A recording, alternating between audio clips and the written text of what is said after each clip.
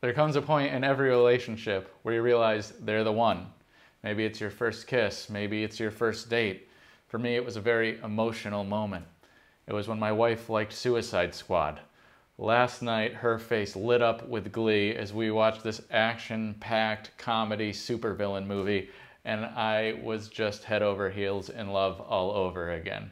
So I wanted to give you a little review of this movie, my favorite things, my least favorite things, and just in general, talk about it. If you're unfamiliar with Suicide Squad, it is about a bunch of loser, B-grade supervillains who are forced on a top-secret mission by the US government. Otherwise, it will cost them their lives. And these supervillains are the biggest losers of them all. Polka Dot Man, the Ratcatcher 2, Peacemaker, King Shark. I mean, if they had JoJo Siwa, it would have completed the supervillain set, all right? These were the worst of the worst.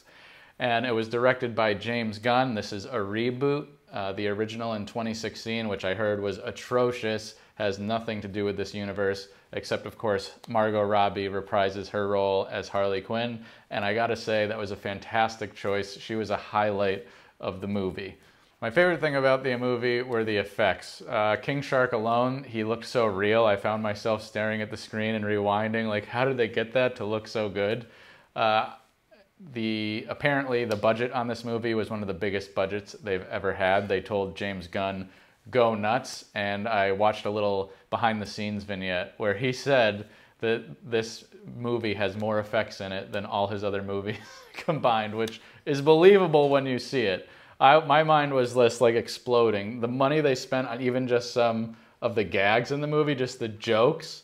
There was effects shots in the movie for the jokes that made my mind explode. Without giving anything away, when Polka Dot Man first brings up his mom in the story, the effects shot they did there, I literally had to call my wife back into the room because she was trying to escape. And I was like, you have to see this, it's so funny. And from that moment on, she was hooked and we kept watching the rest of the thing.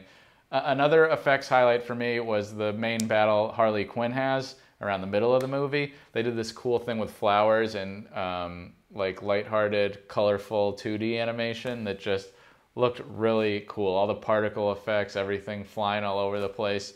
I just thought it was a really neat feeling and exciting to watch. Now, every great movie has its faults. This is not a perfect one by any means. I would say my least favorite thing about this movie is the beginning.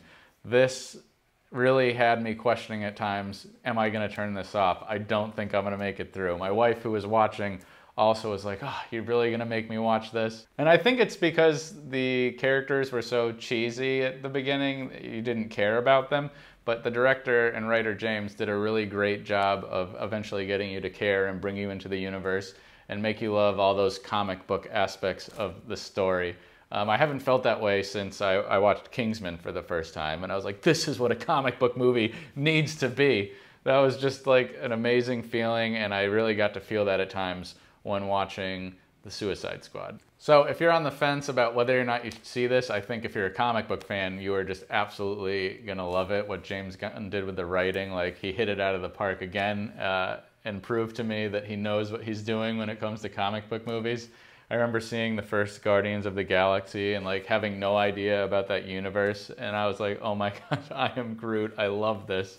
And he did it again with The Suicide Squad. I loved his casting of Idris Elba, am I saying that right, as one of the main characters.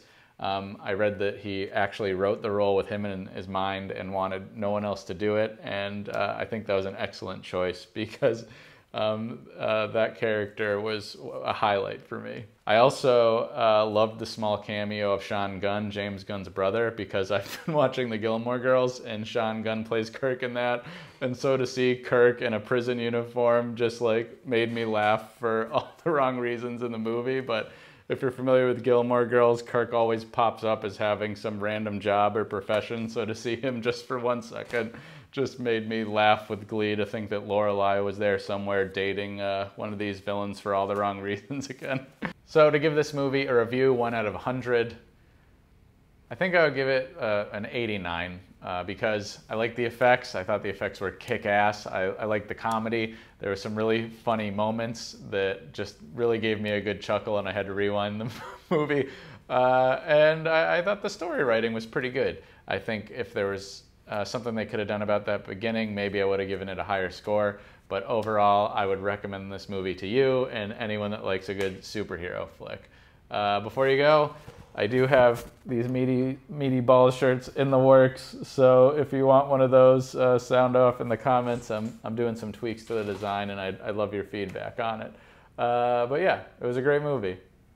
Oh, and if you want more reviews of like things like Sonic Colors or anything like that, let me know in the comments. I'm going to be doing more videos like this coming up.